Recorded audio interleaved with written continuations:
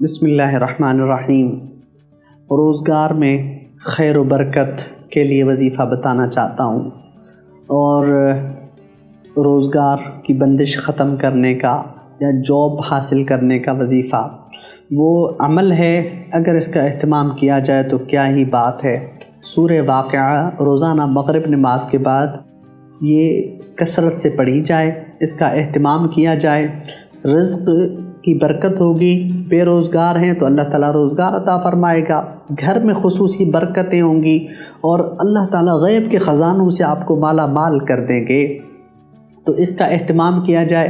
سورہ واقعہ روزانہ بعد نماز مغرب، نماز کی پابندی لازمی ہے، یہ آپ کریں، انشاءاللہ اللہ تعالیٰ روزگار کی خیر اور برکت عطا فرمائیں گے، اور جاب آپ کو حاصل ہو جائے گی۔ یہ تو ہے وظیفہ۔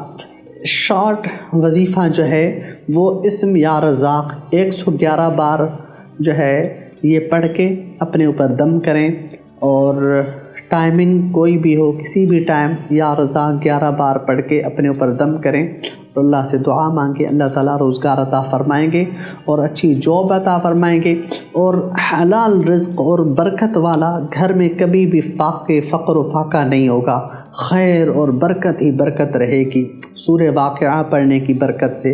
تو اس کا اہتمام کیا جائے۔